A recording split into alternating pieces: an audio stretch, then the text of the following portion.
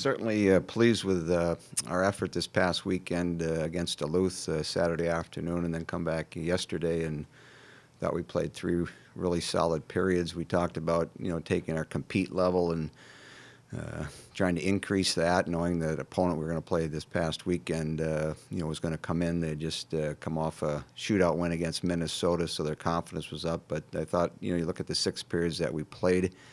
A lot of good things in trying to figure out how to score goals in both games, and it was a fun weekend. I thought the crowd both the afternoons helped us out. Certainly on Saturday, as the game went on, they were looking for something to get excited about. The players were too, and between the two of them, they created a couple power play goals in the second part of the third period on Saturday, which ended up being the game winners, and so happy. But as we all do in our business, you look at your next opponent and get ready for this upcoming weekend. I personally haven't played against Princeton in my coaching career, so I think early on in the first year of the program they played out there. So looking forward to the competition. Should be fun.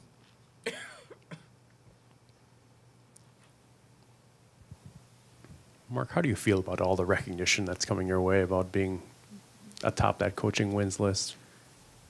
To be honest, when I got in the locker room after the game yesterday, I mean, it was the last thing. I mean, I hadn't even thought about any of that. And so Annie Pankowski gave me the game puck, and, that was the first I thought about. I got home last night. My wife said they put something up on the video screen and said it was really nice, and I was but I think, if you know me, it's not about me. I've had my day in the sun playing and, coached a long time. It's about giving back to the game and helping out the players we're working with right now and the recruits that will be coming in the next couple of years to help those kids out, to give them some memories and some things to take away from this great game.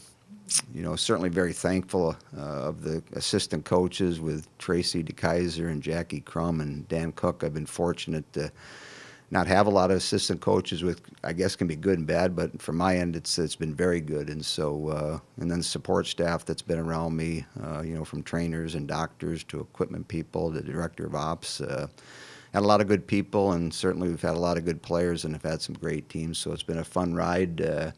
When I first got involved on the women's side, you're stepping into uncharted waters, not knowing what it's going to present or what it's going to bring in front of you. But wonderful memories. My daughters have had a chance to play, and so it's been a ride that's been very enjoyable, and hopefully it'll continue.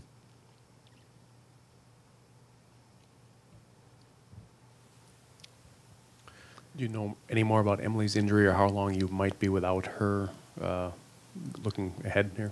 It's probably going to take, I don't know, I would say the next 3 to 5 days to really get a full diagnosis.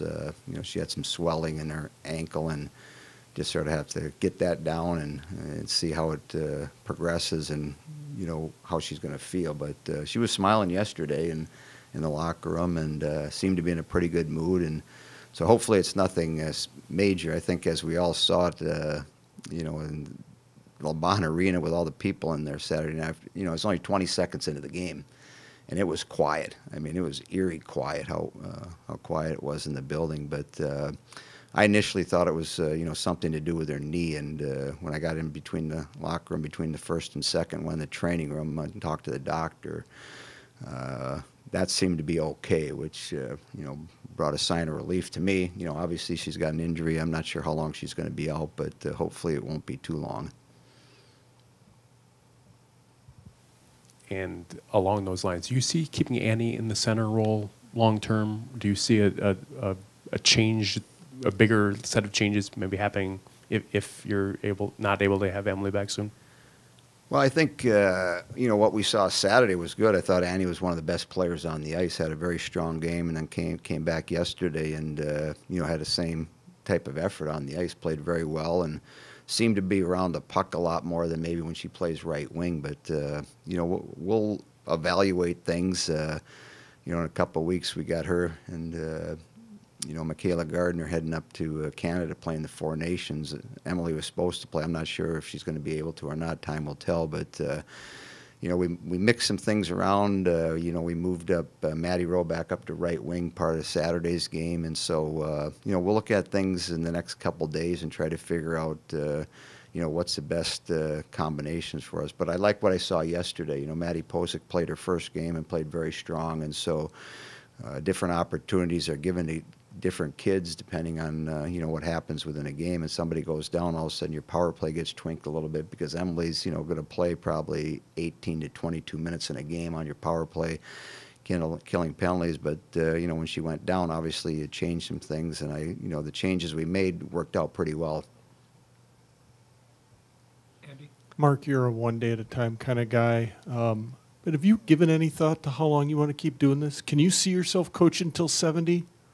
Well, when I went to I got a text from Jerry York when he got into town Thursday night. You know, our friendship goes back a long, long time, and he's got twice as many and then some wins compared to me. And I had a great conversation with him Friday morning at the rink. We visited for a long time, and you know, he's 74 and he still enjoys it. But as I told my wife last night, I'm not going to be coaching at 74. I can't see myself doing it at that age. I think there's more in life to do. And, you know, you pick the right time whenever that right time is to move on and let the next group come in and take over. So I think, you know, the one thing he mentioned, the one thing I still have is I certainly still have a passion every day to go to the rink. I still enjoy it. You know, we get treated very well here within our athletic department. We have a great relationship with our fans. And so in any business, as long as you keep enjoying going to the rink on a daily basis and you think you're having an impact on the group that you're working with, then you're going to continue to do it. But at 74, no. Mark, a hypothetical for you. You have 4 national championships. You're bringing your 09 team in, arguably your best team. Let them play. Let the 4 teams play. Who do you like? Wow. Well, you know, with veteran net, you have a pretty good chance. But you know, you look at the 09 team, and I think your first one is going to be the most difficult, most challenging. And I remember when we lost our first quarterfinal game out in Dartmouth. You know, had a discussion with the team after that game, and it's heartbreaking when you lose that game and your season's over. It really, you know, planted the seed for, you know, taking the next step and winning that game and then moving on to the next 2 games and hopefully having success. You know, the first one, winning up in Minneapolis, is always special, being born up there and having my dad, you know, coach, you know, high school up there, and the relationship, and having my grandparents, you know, live up there. So, you know, each one brings its own. I've always thought, you know, you take one team, I'll take another team, and let's go play. So you pick your team, and then I'll pick the next one, and we'll have a competition. I imagine it'd be a pretty good game. Along those lines, But it really would be nice is to play in my freshman year, that team we had here on the men's side. That was a pretty good team, too, that we had that year when we won the national championship.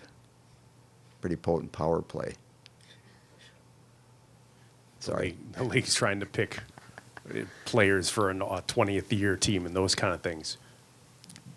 How would you even go about starting to trying to pick players and limit how many just come from your team when you're trying to look at something like that from all the players you've had in those years? That I'm actually on the committee that was part of the, you know, trying to get down to these numbers. And as I started to do it, I thought it was, well, this isn't going to take long. It might take me a half an hour to go through it. And it was, you know, it was a couple days later. I was trying to figure out, you know, how you would separate some of these kids and you know, the careers they had. You know, the game's a little bit different than it is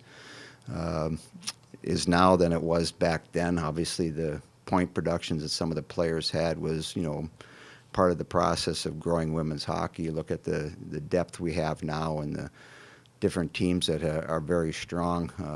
You know, teams would only play 2 lines back when it first started off, where now, you know, you have to have 3 and hopefully 4 groups of players that can play in any given game. So I just remember playing against, you know, Chrissy Wendell and, you know, some of the players that Minnesota have, and boy, would it ever be fun to have those kids on my bench. And then when Natalie Darwitz was the same way, and then when I had the Olympic team and I've got Natalie Darwitz on my bench, boy, it's a lot easier to coach when you have those type of players. But you look down the list and, you know, if you had to pick an time team of only 6 players, a goaltender plus 5 players, it would be tough because there's a lot of good players. And you look at the list of our players, and some of the ones that didn't make the list are pretty good players. And so it's a challenge. It's a tribute to those individuals and certainly to women's hockey.